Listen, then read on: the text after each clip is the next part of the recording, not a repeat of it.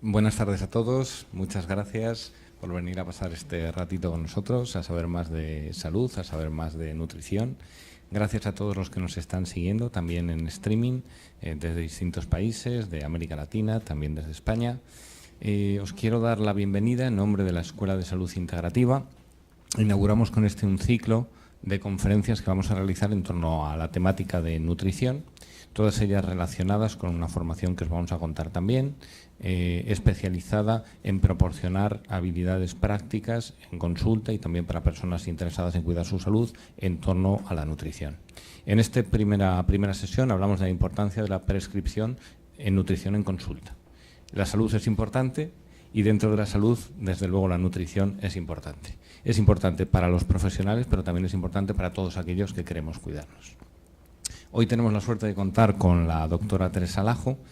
Vais a ver que es una gran comunicadora con una tremenda experiencia que va a sintetizar en un ratito. La conferencia sabéis que dura 1 hora aproximadamente. Va a haber una exposición inicial de en torno a 45 minutos y luego va a haber un turno de preguntas. Os ruego que por favor guardéis las preguntas que tengáis para ese momento final.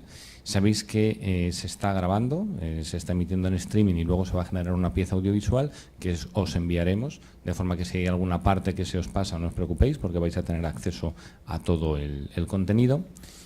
Y lo que sí que quiero deciros es que si en algún momento veis que se queda alguna pregunta en el tintero o posteriormente os queréis poner en contacto con nosotros, lo podéis hacer en info@esi.academy e intentaremos dar solución a vuestras dudas. Bueno, como os decía, esta conferencia y el ciclo que empezamos hoy, que van a ser todas con una temática común que es la nutrición, tiene que ver con esta formación, un experto en nutrición aplicada en clínica que va a comenzar en enero. Es un formato totalmente online, son 19 módulos en total y abarca muchos puntos diferentes que tienen que ver con esa aplicación de nutrición para cuidarnos nosotros y también en consulta. La persona que se encarga de coordinar esta formación es Alejandro Luque. Él es el responsable de todo el área de nutrición dentro de la Escuela de Salud Integrativa y, como os decía, es la persona que lleva específicamente esta formación. Y si tenéis cualquier duda, si queréis conocer más, que os puede resultar interesante, que seguro que sí, la exposición de Teresa, ella es también la directora de esta formación. Alejandro, si nos cuentas un poquito más, por favor. Bueno, lo primero que quería deciros que muchas gracias a todos los que habéis venido, os habéis molestado hasta venir hasta aquí y a los que nos estáis viendo pues también.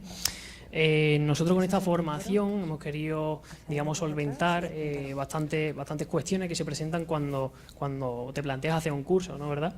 La primera de ellas es que entendemos que al público que vamos, tanto personal sanitario como público afín, en el siglo XXI tenemos vidas súper ajetreadas, ¿no? Y uno de las condiciones que queríamos para esta formación en nutrición es que fuera totalmente accesible. Es decir, nuestras clases serán los webinarios que hay en el curso serán los domingos de 4 a 5 e intentamos que el estilo formativo no cause ningún tipo de disrupción en la rutina de tanto de los profesionales como de las personas afines que estén interesadas en aprender un poco más sobre la nutrición. En esta formación hemos recogido, como decía Alfredo, la experiencia de 17 docentes en 19 módulos diferentes, donde digamos que sintetizan un poco la experiencia que ellos han tenido en consulta de una forma un tanto particular. Es decir, no es un curso al uso que ves la clase y haces el examen.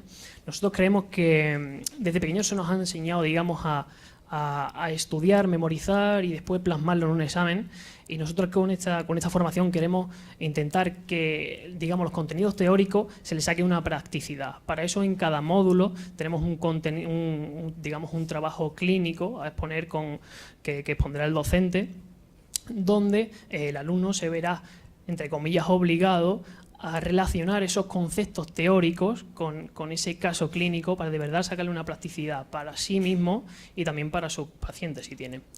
Entonces, hoy estamos encantados, por supuesto, de tener a la directora de la formación aquí con nosotros, hablándonos sobre la importancia de la nutrición en la prescripción clínica. Y os la presento un poco. Teresa es médico especialista en endocrinología y nutrición, experta en nutrición celular activa y medicina bioreguladora. Tiene un máster en administración y dirección de servicios sanitarios, un máster en terapia cognitivo-conductual y es responsable de la unidad de endocrinología del Hospital de Moncloa. Así que todo tuyo, Teresa, y muchas gracias por venir. Vale, yo ya estoy cableada. Pues hola, encantada, bienvenidos todos. Yo soy profesora también en la Europea, en la Universidad Europea, y mis alumnos me dijeron, fui consciente de que era necesario hablar de la prescripción de la nutrición en la consulta cuando uno de ellos se extrañó y me dijo, doctora, nosotros pensábamos que había una parte de endocrino y otra parte de nutrición, pero usted habla de nutrición a todos los pacientes. ¿Cuál es la diferencia? Entonces yo me quedé así parada y dije, a ver, no entiendo la pregunta. Y claro, a los 2 minutos la entendí, claro que la entendí, tenían toda la razón. ¿Por qué? Porque es que los médicos no hablamos de nutrición, ni siquiera los endocrinos. Hablamos de nutrición cuando hay que poner una dieta o en todo caso a un diabético, pero nadie le habla de nutrición a un tiroides, quiere decir a un hipotiroidismo o a una persona con disbiosis, que yo afortunadamente casi la mitad de mi consulta ya es salud intestinal, o a una adenoma hipofisario, me da igual, si es que al final el ABC, que es lo que voy a intentar contaros aquí, tenemos que hablarlo todos, en todas las consultas, un reumatólogo, un ginecólogo por supuestísimo, un endocrino, me da igual. El médico que sea tiene que saber prescribir una nutrición, porque no concibo mejorar la salud de un paciente si no abordamos ese tema. Y entonces se me presentaban 3/4 de hora con todo lo que yo he hecho de nutrición, de decir, y ahora mismo cómo soy capaz yo de sintetizar o de transmitir. Y pensé, y aquí va, perdón, una cuña publicitaria, pensé, bueno, pues cojo mi libro, que tengo un libro escrito con otras 2 compañeras que se llama ¿Y ahora qué como doctor? Pensé, cojo mi libro que es patologías y abordaje de las distintas patologías con nutrición y suplementación, pues cojo una a una, patología inflamatoria, patología autoinmune, patología neuropsiquiátrica, patología endocrinológica, y voy poniendo enfermedad y suplementación. Y pensé, hombre, no, para eso que se compre mi libro, digo yo. Así que decidí que iba a coger los 4 pilares de la nutrición, que ahora vais a ver, que me parece mucho más interesante, una forma más holística, más integrativa, como hacemos todos los médicos integrativos, pero basándonos en la nutrición.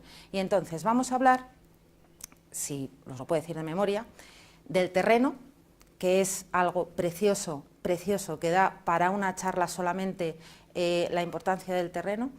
Dentro del terreno se habla un poquito de la alcalinidad de la dieta. Vamos a hablar de la salud hormonal. Dentro de la salud hormonal es importantísimo el intestino y el hígado, ya lo vamos a ver. Vamos a hablar de la detoxificación.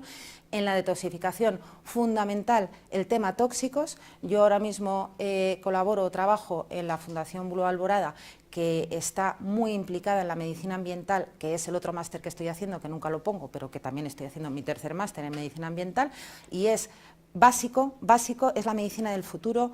La sensibilidad química ya está reconocida por los hospitales, estamos dando una serie de charlas por todos los hospitales públicos sobre sensibilidad química y patología relacionada. Entonces, los tóxicos es otra de las partes que no podemos olvidar nunca en la consulta, y el protagonista de todas las enfermedades, que es la insulina o la inflamación de bajo grado relacionada con la insulina.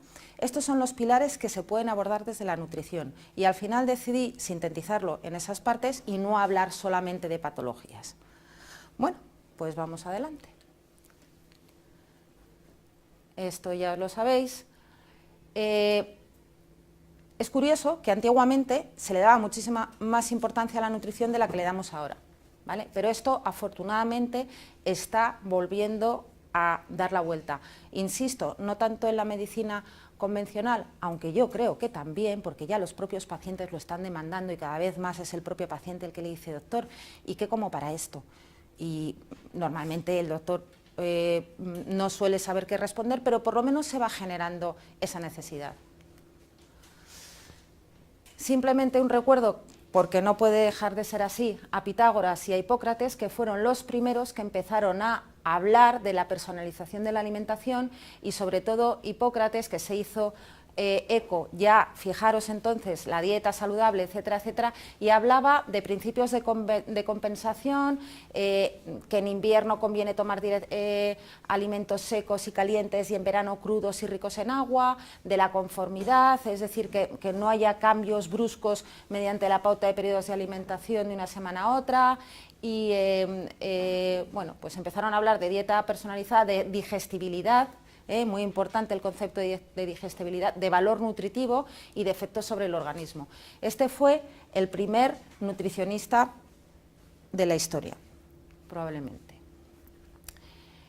Tenemos que identificar factores comunes y es de gran interés, que esto también daría para otra charla, el estudio de las tipologías constitucionales, porque realmente hay que individualizar la dieta y los tipos constitucionales es un factor importante a considerar que no solemos tener en cuenta. De todas formas, no hay que aplicar rigurosamente, y de ahí el tema que os decía de no utilizar los protocolos para distintas enfermedades, aunque nosotros el curso sí que vamos a intentar dar herramientas para según qué patologías. Tenemos un capítulo de patología digestiva, otro de patología endocrina, otro de medicina ambiental con la dieta rotatoria, porque es quizá más fácil para el prescriptor tenerlo de esa manera, pero no se debe protocolizar con nada, absolutamente con nada, y con la nutrición muchísimo menos. Y esta es la situación actual. Tenemos que buscar una alimentación plausible para el entorno y cultura, es decir, no podemos ni muchísimo menos utilizar o pensar que la dieta correcta es la de los coreanos, por muy delgados que estén, porque no la podríamos traer aquí, porque es una tipología y probablemente una microbiota distinta. La alimentación va a ser más o menos rigurosa según el estado de salud o enfermedad. A lo mejor a una patología autoinmune que esté muy mal sí que le vamos a quitar el gluten de una manera estricta, por ejemplo, pero hombre, a una persona que tenga una artrosis le podemos decir que haga una dieta baja en gluten pero sin ser estricto. O los lácteos, bueno, si tienes un cáncer de mama, pues a lo mejor le vamos a quitar el lácteo por el IGF-1, por el factor de crecimiento, pero si es una persona que tampoco tiene y le gusta muchísimo tomarse un yogur, pues tampoco hay que ser muy estricto con los yogures. Esta es la idea. Y a día de hoy probablemente es mucho más importante, pero mucho más importante quitar que poner. Y esto en general en nuestra consulta es así, con alimentos y con fármacos. Mi opinión. Hay que desmedicalizar todo lo que se pueda, sobre todo cuando es superfluo, evidentemente, y en cuestión de alimentación, al final vamos a ver que cuanto más sencillo, más de temporada, más alimentos más aislados, salvo los guisos, que con cuidadito, y desde luego menos procesado, mejor. ¿De acuerdo? Vale. No puedo dejar de hablar de la epigenética, que supongo que aquí todo el mundo sabe lo que es la epigenética. La epigenética, que es la capacidad que tienen estímulos exógenos, como puede ser los suplementos nutricionales, el estilo de vida, el ejercicio, por supuesto el pensamiento y también los alimentos, y aquí vamos a hablar de los alimentos, la influencia que tienen en off-on, es decir, en activar o desactivar determinados genes. Esa es la epigenética. Lo que antes llamábamos ADN basura, resulta que no está el ADN basura, y eso está influenciado por los estilos de vida. Y en esto la alimentación es fundamental y, como se cuenta muy bien en este foro, en distintas charlas, no solamente para nosotros, sino también para nuestra descendencia. Con lo cual, ojo con la alimentación, que también hay un capítulo de esto en el curso, ojo con la alimentación de la mujer embarazada, de la mujer que se va a embarazar y, por supuesto, de la mujer que está lactando, ¿no? Por la epigenética. Bien, pues esto es lo que os comentaba, las formas en las que los alimentos actúan de manera específica como protectores. Vamos a hablar de disminución y control de la inflamación. Voy a hablar muy poquito, como os podéis imaginar, de cada uno de los puntos, porque si no, no voy a llegar, pero un poquito vamos a hablar de las hormonas del equilibrio, de la importancia del terreno, de la insulina, de la detoxificación, y no sé si lo había mencionado, para mí el pilar aparte de los tóxicos, es la microbiota, es la salud intestinal. El otro día lo comentaba con un colega y yo creo que si supiéramos manejar la salud intestinal y la microbiota, lo cual implica la alimentación, teníamos solucionado el 80 o el 90% de nuestra consulta sin ninguna duda, sin ninguna duda. Esto es lo más importante de todo. De todas formas veréis que todos los puntos están tremendamente interrelacionados y que por suerte, por desgracia para los nutricionistas, digo por suerte, por desgracia, porque al final lo que os voy a decir, a lo mejor, ¿para qué vamos a estudiar? Si es que al final la dieta inflamatoria, la dieta antiinflamatoria, casi saberse, la dieta antiinflamatoria, quitar tóxicos y la salud intestinal, ya, luego la cosa es más intrincada y evidentemente pues hay que saber un poquito más, pero esas tres cosas podrías tratar casi, o sea, podrías mejorar la salud de cualquier persona que te rodee. Vamos a empezar con la inflamación.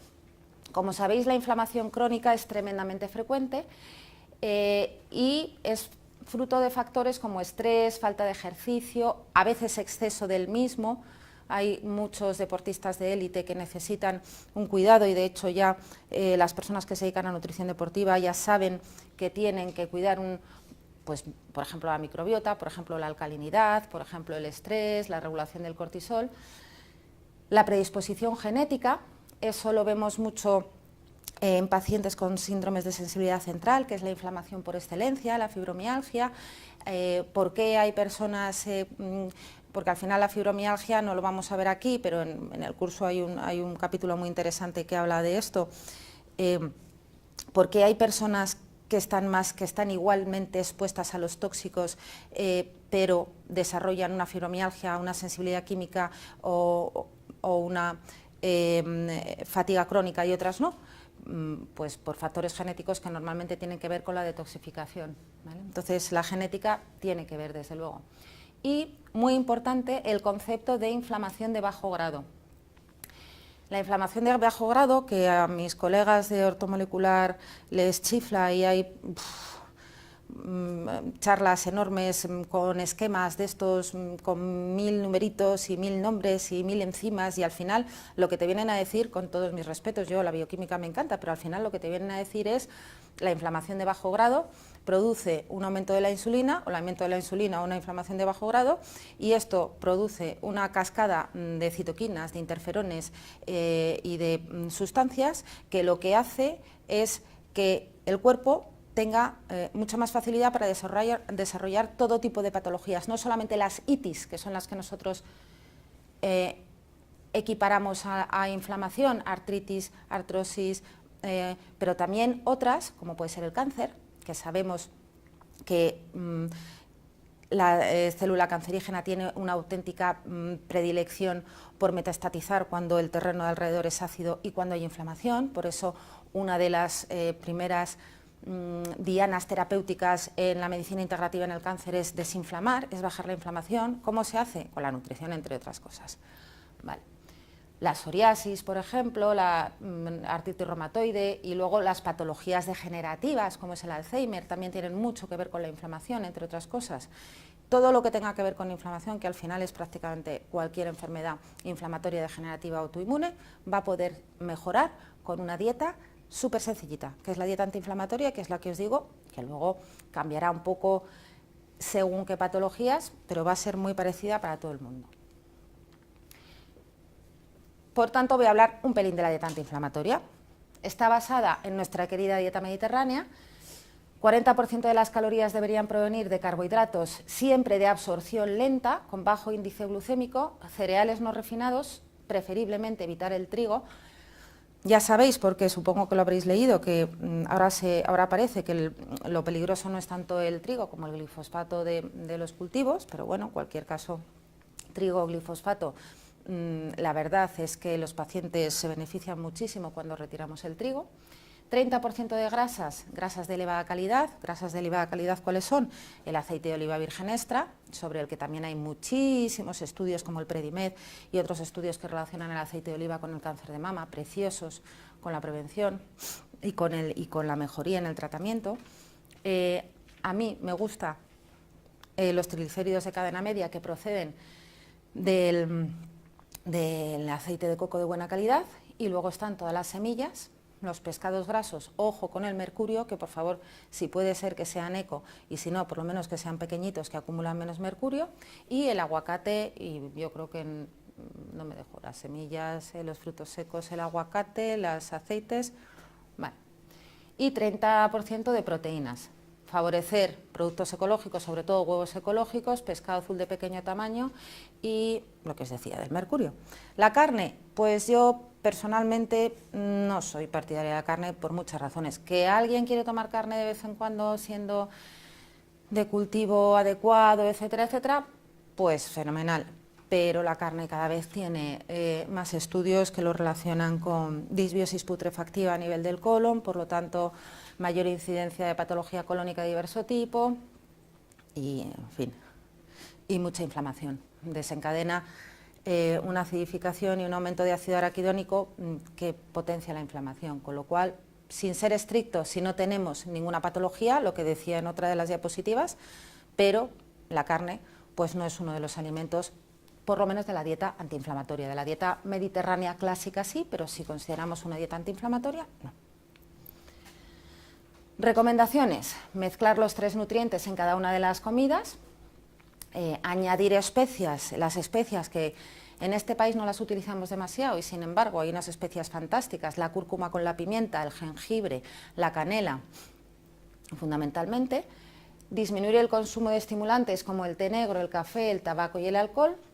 Dar prioridad al consumo de fruta y verdura ecológicas, reduciendo de manera significativa el consumo de carne, lácteos, grasas saturadas y suprimiendo azúcares de absorción rápida. Siempre, a mí me dicen los pacientes, ¿el azúcar de verdad que lo tengo que suprimir? Pero tan drástico. Pues mira, con el azúcar sí que soy drástica.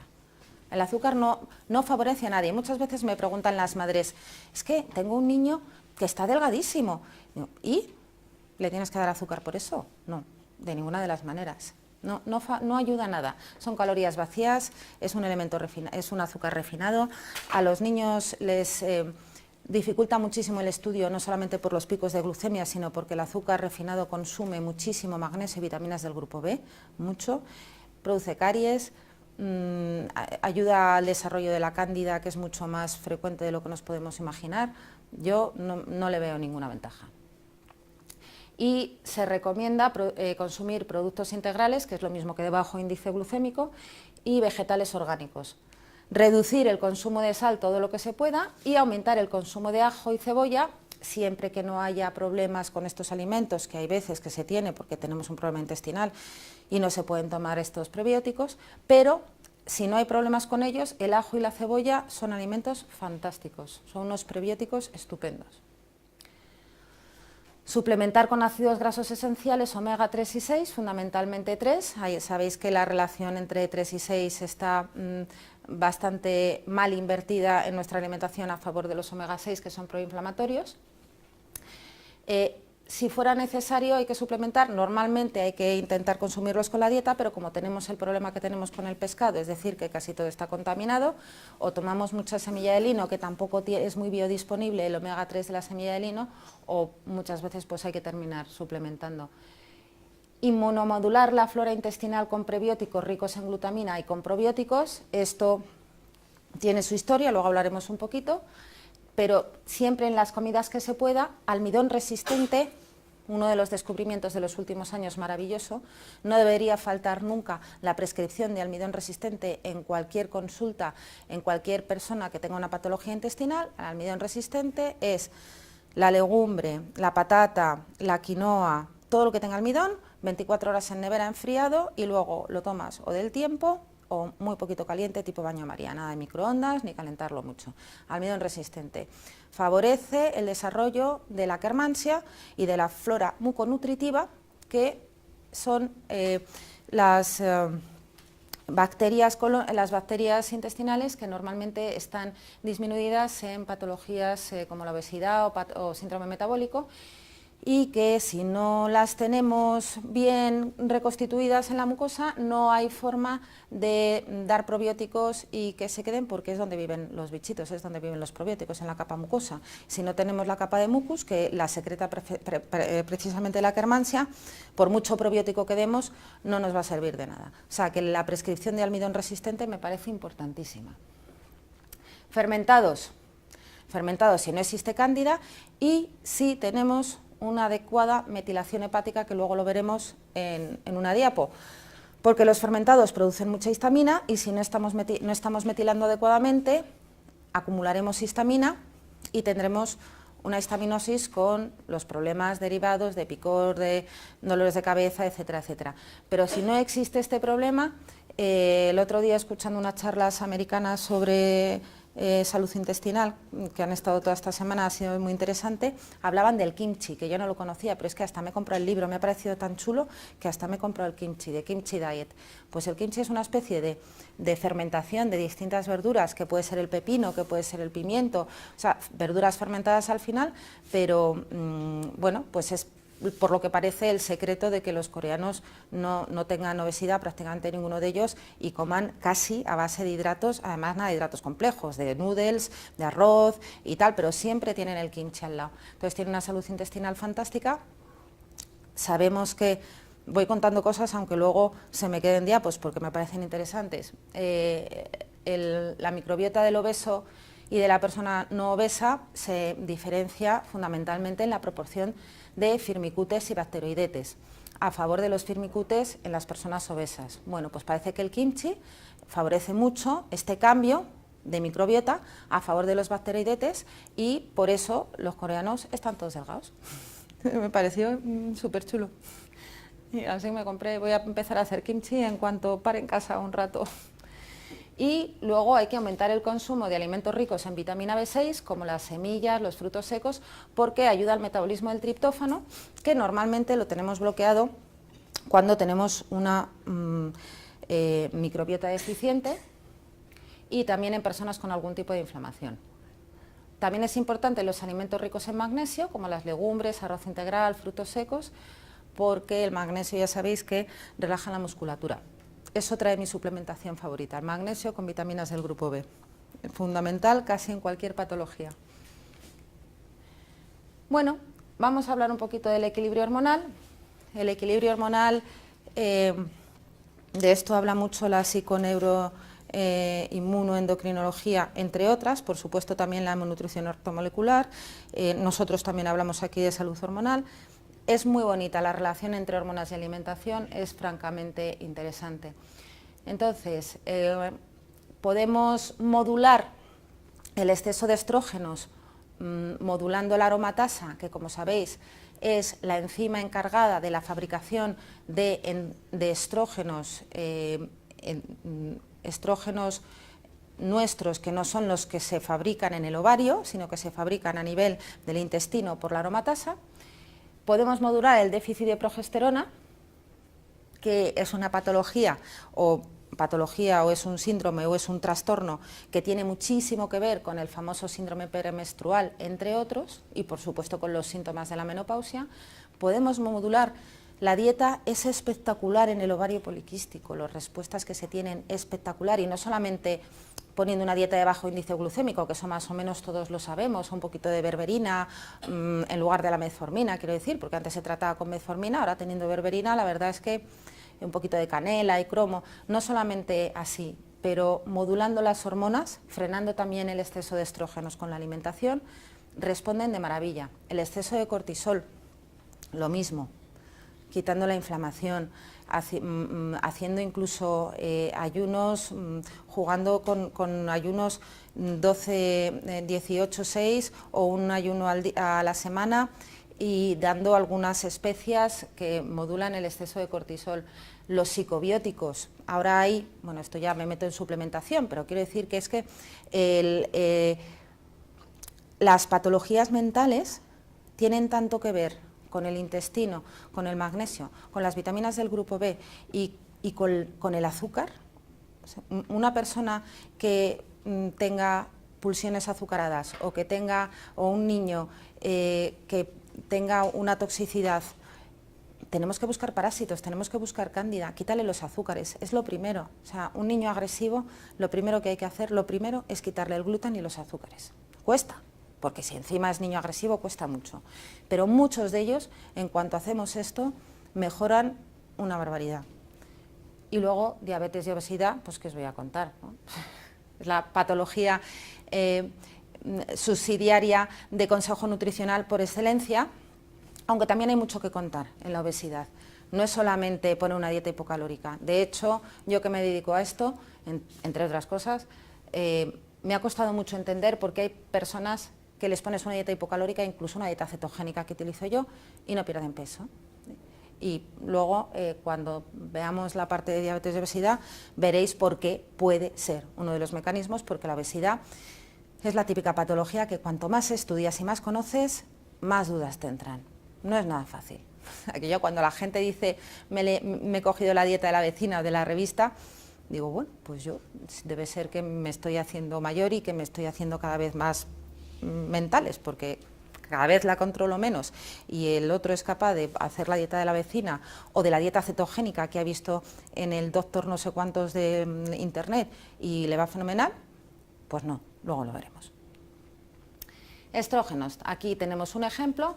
Si tenemos exceso de estrógenos, pues vamos a tener estos síntomas: impaciencia, mastalgia, sensibilidad mamaria, mamas fibroquísticas, retención hídrica, astenia, irritabilidad, calambres, contracturas, irregularidades menstruales, menometrorragias, que es mucha sangre, coágulos en la menstruación, colelitiasis, que son piedras en la vesícula, ganancia de peso inexplicable, dolores con la regla.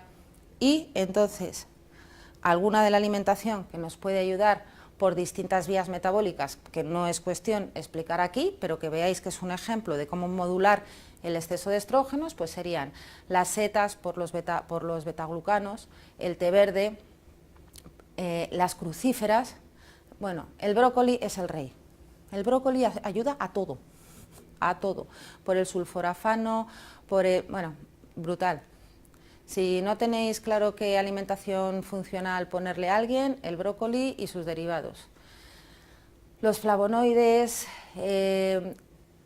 la crisina, los nignanos, las isoflavonas, la genisteína, la quercitina, el resveratrol, en fin. El resveratrol,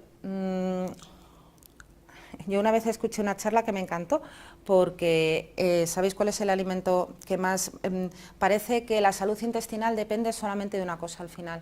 Han hecho muchísimos estudios sobre qué tipo de microbiota es la adecuada y cuál es la mejor. Cuando están intentando el trasplante de microbiota o el trasplante de materia fecal, el TMF, se han hecho un montón de estudios para decidir quién es el mejor donante.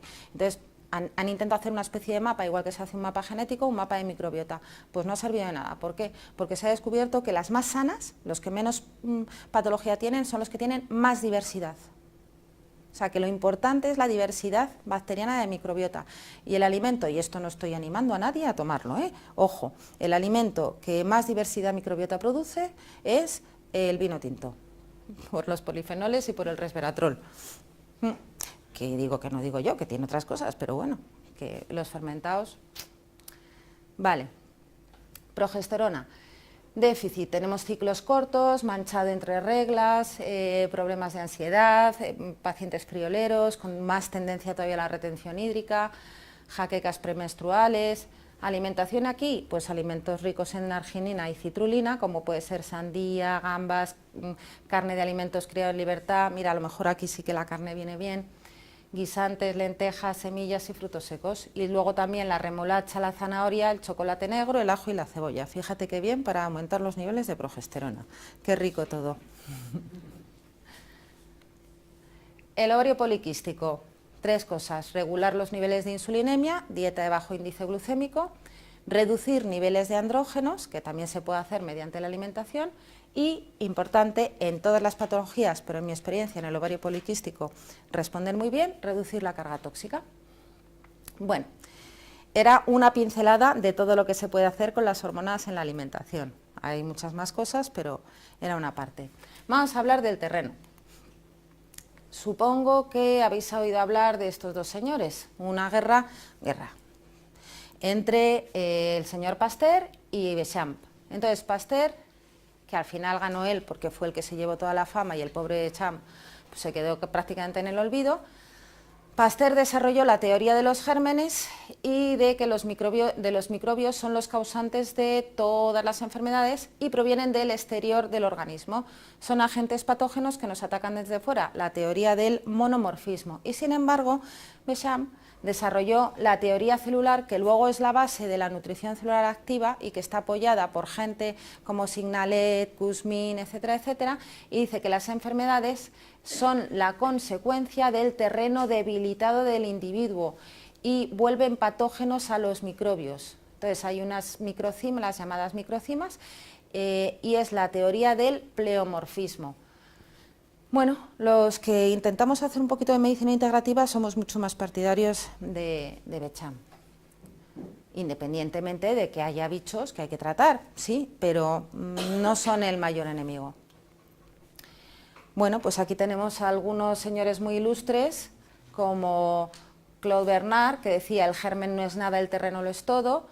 Aquí tenemos a Catherine Kuzmin, que la dieta occidental acidificante es responsable de mucha patología y por tanto es importante corregir el pH y nutrir correctamente.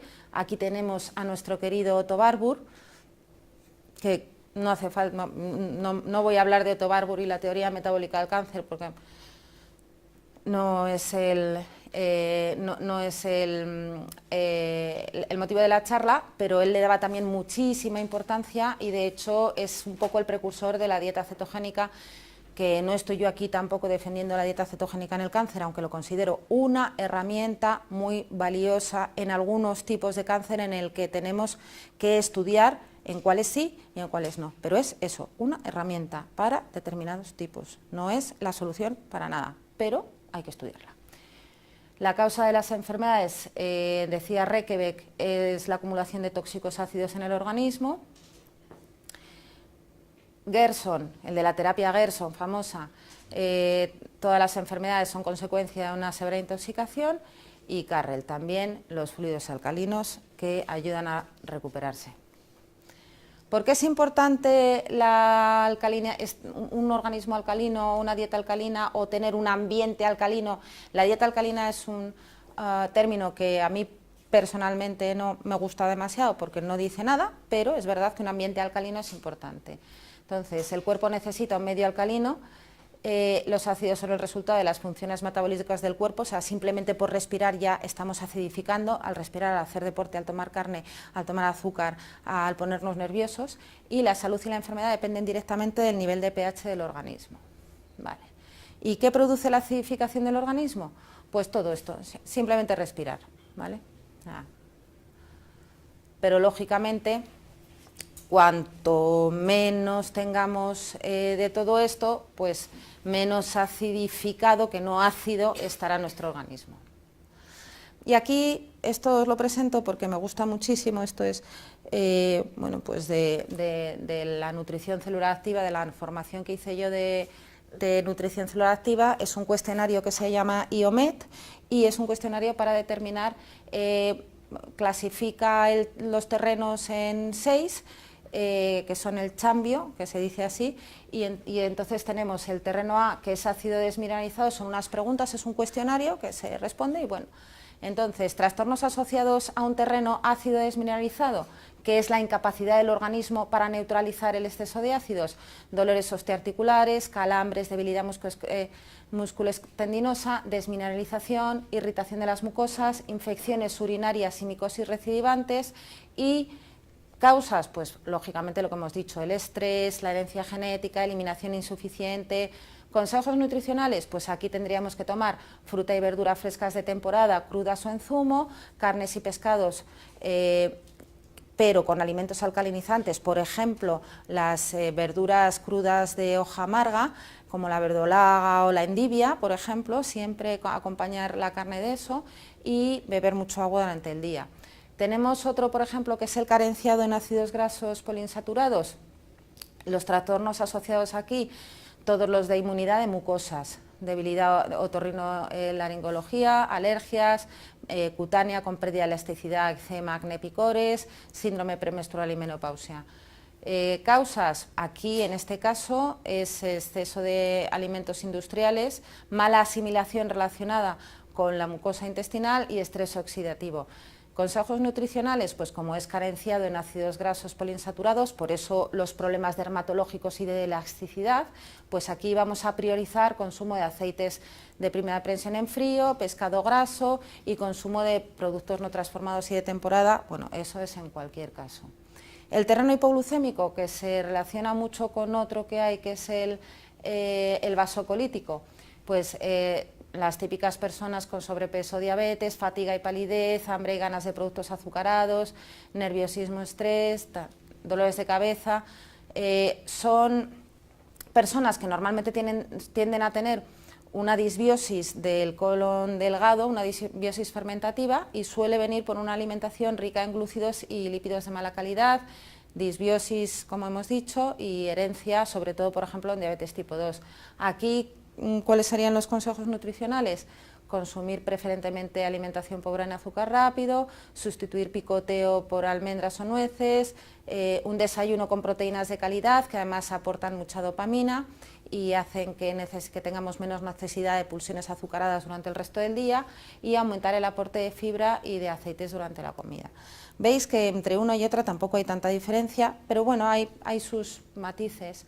El neurodistónico, el vasocolítico, este es el típico de la cándida, típico, entonces es los que tienen trastornos funcionales digestivos con sensación de distensión abdominal, gases, dolores intestinales, digestión difícil, síndrome de colon irritable, debilidad inmunitaria. Aquí suele ser una disbiosis putrefactiva, que es la que da el exceso de carne y el exceso de azúcares, también la masticación insuficiente, el estrés, como veis siempre, antibióticos e antiinflamatorios, o sea, esto huele todo a disbiosis, y también el exceso de actividad física estaría aquí en este terreno. Consejos nutricionales aquí, pues serían casi los equivalentes a los del IBS, a los del colon irritable. Cocinar al vapor para disminuir la cantidad de fibra y que no haya tanta flatulencia, dar prioridad a alimentos fermentados, pensar en alimentos pobres en gluten y lactosa, masticar bien, consumir alimentos ricos en glutamina y consumir frutas y verduras ricas en fibras solubles. Y el intoxicado, bueno, simplemente que veáis la importancia del terreno, no solamente desde el punto de vista de la alcalinidad, sino de evaluar qué es lo que le pasa a esa persona y cómo podemos adecuar la alimentación en función de una serie de preguntas, de síntomas, de la anamnesis y de la exploración. Vale. Vamos a hablar ahora un poquito de la detoxificación.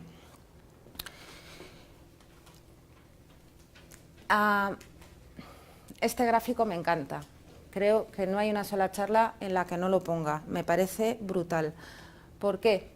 Porque, y de hecho en la consulta habría que tenerlo siempre y explicarlo. Esta es la carga corporal total. ¿Y de qué depende la carga corporal total? Pues depende de lo que tomamos en el agua, los pesticidas, los herbicidas, los solventes, el cloro, la contaminación del aire exterior con todo esto, la contaminación del aire interior, incluyendo los hongos, que son peligrosísimos, los contaminantes físicos. No sabéis la cantidad de sensibilidad, de electrosensibilidad que hay, no os podéis imaginar. Os aseguro que si empezáis a pensar en vuestra consulta en la sensibilidad química y en la electrosensibilidad, los vais a diagnosticar a patadas, porque hay muchísimos, gente que viene con sensación de niebla mental, es que no me concentro, es que no sé qué pasa en tiempo esta parte, que no me concentro, trastornos neurológicos, astenia, calambres, debilidad, enfados frecuentes en una persona que antes tenía un buen carácter y que ahora de repente se enfada y no se le pasa el enfado, alteraciones en la vía de detoxificación, es una cosa brutal, carga ambiental, contaminantes biológicos, alimentos, o sea, todo, incluso los propios alimentos naturales como pueden ser hongos, y los alimentos procesados y todos los aditivos y todos los pesticidas. Entonces, ¿qué ocurre? Que nosotros vamos acumulando tóxicos y dependiendo de nuestra capacidad de detoxificación, ¿vale? Dependiendo de nuestra capacidad de detoxificación, esto se va a desbordar o no se va a desbordar. Entonces llega un momento que realmente se desborda. Y cuando se desborda es cuando aparecen los síntomas y la patología.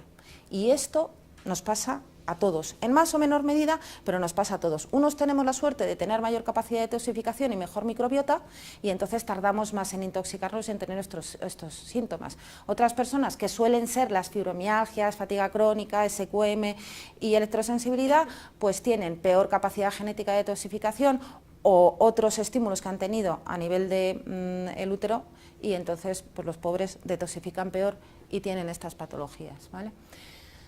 Bueno, ya lo hemos visto, voy a pasar muy rápido porque ya se me acabó prácticamente el tiempo. Entonces, simplemente, si os interesa, estas son unas diapos cedidas por, la anterior era de Pilar Muñoz Calero y la Fundación Alborada, y esta es de Felipe Hernández, de uno de los cursos que dio. Y estos señores en la Universidad Rovira y Vigil hicieron un estudio sobre la presencia de contaminantes en la dieta. Bueno, pues quiero que veáis simplemente que más de 108 de productos diferentes comprados en supermercados y representativos de la dieta cotidiana, un estudio que costó muchísimo dinero. En algunos alimentos hay contaminantes en cantidades lo bastante altas como para que con una alimentación normal ya se superen de requete sobra los límites máximos de exposición fijados por la Organización Mundial de la Salud.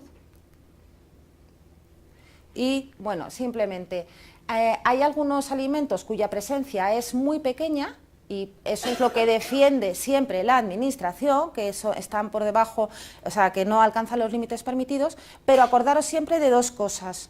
Una, la acumulación progresiva de estos tóxicos en el organismo, se van acumulando, no se eliminan, se van acumulando progresivamente. Y dos, el efecto cóctel. Se han estudiado cada uno por separado, pero no se han estudiado nunca todos juntos. Existe el efecto cóctel, ¿vale? Entonces, en metales pesados, en teoría, no había mucha cantidad, aunque eso es muy discutible, porque nosotros hemos tenido casos, mi madre, por ejemplo, tenía una patología que no encontrábamos por ningún lado de dónde salía, después de ver a un montón de dermatólogos, y al final era sensibilidades alimentarias y una intoxicación por mercurio, que se vio al hacer una prueba de provocación. ¿Y de dónde tiene mercurio? Pues porque le encanta el atún a la mujer, en lata, y lleva comiendo atún y salmón toda la vida, que le chifla. Ya está, sin más, no tiene otro... Bueno, hidrocarburos aromáticos, el hexaclorobenceno, están por debajo de la ingesta máxima, pero las concentraciones de dioxinas, compuestos de bromo y éteres poriclorados suponen un riesgo. Bueno, ya habéis visto, y si no, recomiendo las publicaciones de Nicolás Olea, pero eso es otro tema, ¿vale? Bueno, hay un tema en el curso muy interesante de diferencia entre alergia, intolerancia y sensibilidad, y quería simplemente mencionaros algo que he descubierto recientemente cuando estoy estudiando el máster de medicina ambiental, que es la dieta rotatoria, que a lo mejor no habéis oído hablar de ella nunca, pero es una cosa interesantísima, porque las personas que tienen sensibilidad alimentaria o no pueden permitirse hacer una serie de pruebas o hacer una serie de tratamientos, hay una dieta muy facilita de utilizar, pero que aquí en España prácticamente no la conoce nadie, y es más, no hay ningún libro publicado hasta donde yo sé de dieta rotatoria en español, pero es una herramienta fantástica para diagnosticar y tratar las sensibilidades alimentarias. Fantástica, difícil de hacer, tiene que hacer una persona especializada, pero increíble.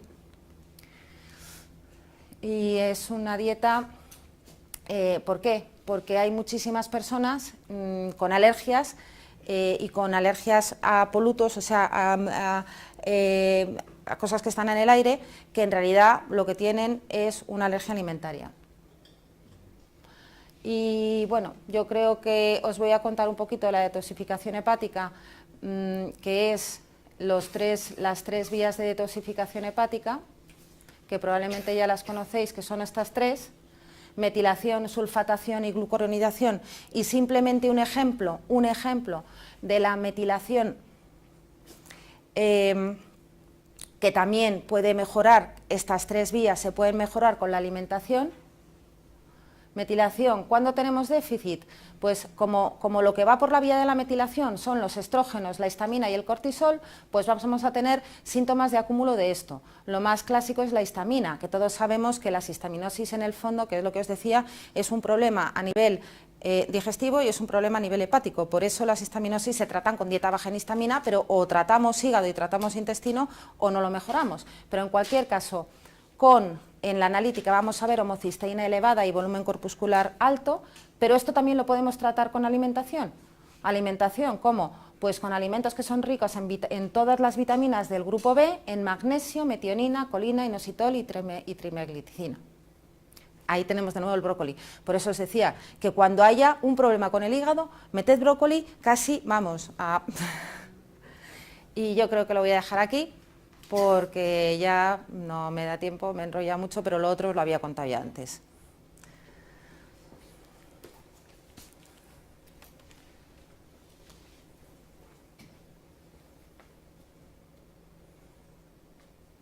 ¿Damos turno a las preguntas o sí? Si alguien tiene alguna preguntilla para la doctora Teresa, es el momento. Con todas las cosas que ha contado, es imposible. Él tiene. Hablábamos, por ejemplo, comentabas que la carne es poco recomendada porque puede producir o favorecer esa inflamación crónica. En el caso, por ejemplo, de la dieta cetogénica, que sí que se permiten o se utilizan y sin embargo se recomienda con fines antiinflamatorios, ¿cómo casa eso? No tienes por qué hacer una dieta cetogénica tomando carne. O sea, no tienes por qué tomar carne para hacer una dieta cetogénica en absoluto. La puedes hacer con pescado, huevo y sobre todo, de hecho, uno de los errores comunes de la dieta cetogénica es pensar que es hiperproteica. Es hipergrasa. Entonces, carne no hay que tomar.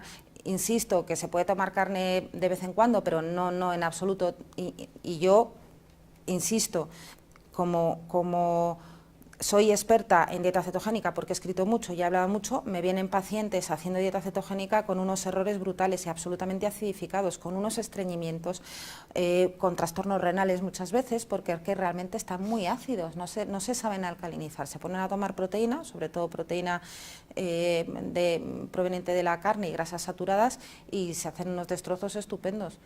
Pierden peso, pero luego recuperar algunas cosas es duro.